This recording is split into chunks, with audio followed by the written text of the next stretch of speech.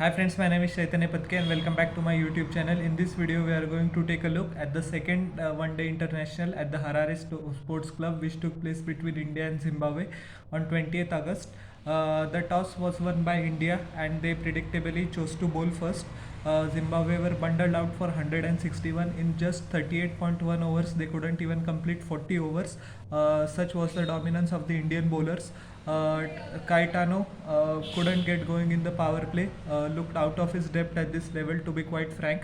He scored 7 of 32 deliveries, but although it will be pretty harsh to be judge him very quickly, he will learn. And although it is a India B side, they know that they have a lot of work to do, the Zimbabwean batsman. And Innocent Kaya scored 16 of 27 deliveries with a couple of boundaries. He looked good, but unfortunately, that the Zimbabwe batsmen look good for a few deliveries, but throw their wicket.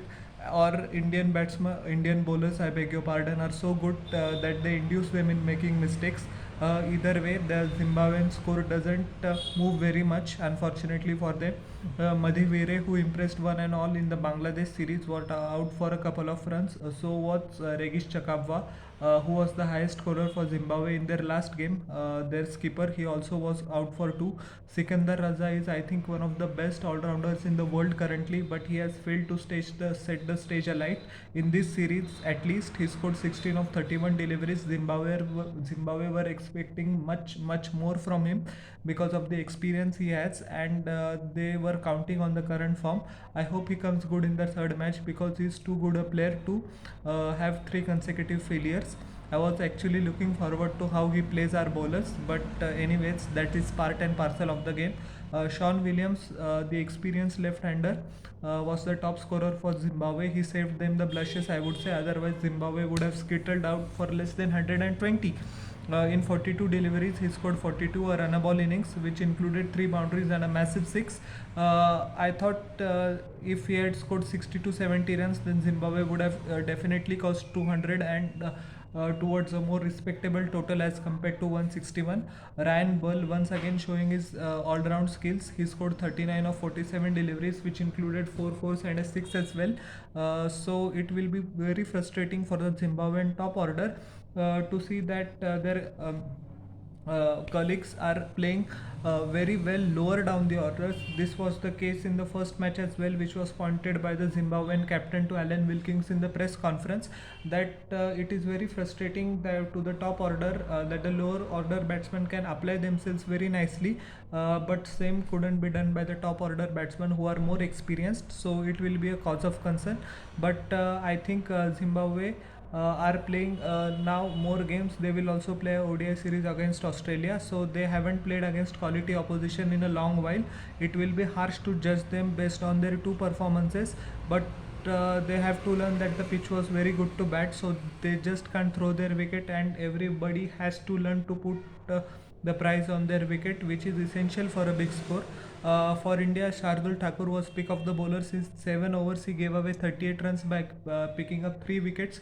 He used the short ball to a nice extent. He bowled back off length when necessary, and also put the brakes on Zimbabwean scoring as well when Sean Williams was going to look dangerous.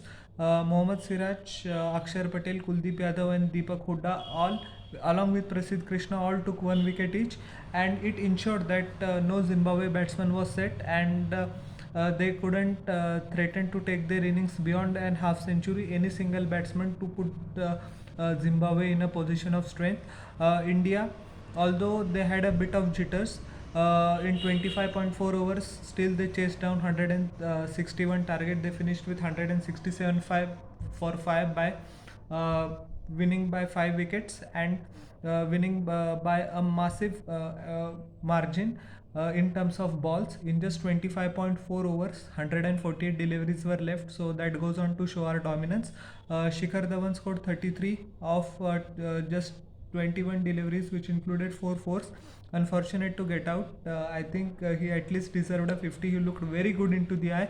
His cover drive and his game of the pads was very fluent, and although there has been a much criticism lately from some quarters about his strike rate, I hope this innings has put their doubts to rest. KL Rahul, the skipper, chopped on. Once again, unfortunate. He scored one of 5 deliveries. He will be pretty disappointing, as we know that after IPL he hasn't played competitive cricket, so it will be difficult for him to come into the group straight away. But yes, with all due respect, against an opposition like Zimbabwe, it is expected that he gets himself in, gets his eye in, spends some much time in the middle, and comes back to form. It wasn't meant to be, unfortunately. Shubman Gill scored 33 of 34 deliveries, which included 6 boundaries. He was caught at third man. He was looking good, but it was an impressive bouncer from Jongwei. Ishan Kishan also chopped one on. He will be also ruining the missed opportunity. He scored 6 of 13 deliveries. Deepak Hooda scored 25 of 36 deliveries towards the end, which included 3 boundaries. As we know that he has been selected for the Asia Cup as well due to a strong showing, and yes, he's in rich vein of form, and the amount of runs and the amount of time spent at the crease will do him a world of good. Sanju Samson was the man of the match undoubtedly, because how the way he elegantly struck the ball, and he's a very pleasing batsman to watch when he gets going. That is why it's constantly in the scheme of things for selectors.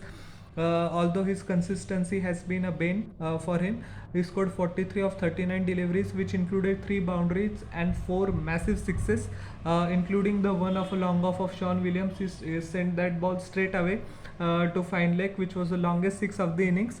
And yes, he looks very pleasing to the eye.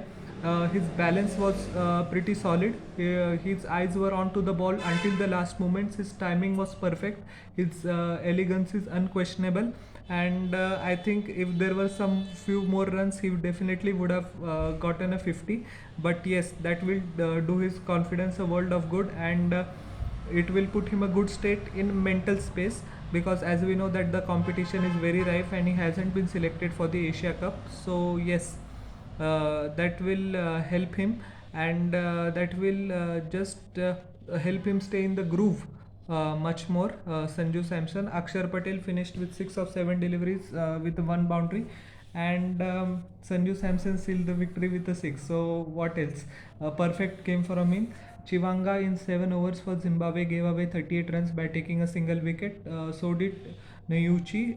In 4 overs, he gave away 32 runs, pretty expensive from an ODI standpoint, and took a single wicket. Luke Jongwei looked pretty threatening. Got out Shikhar Dhawan and Shubman Gill, and is excellent. He is very aggressive for a fast bowler. Nice to see aggression, and he used the short ball pretty well. He banged the ball in. Although his length, I would say, was a bit short of length, it will do him a world of good if he starts pitching the ball up, give himself a chance. But yes, he's a great prospect for Zimbabwe, and they must stick to him.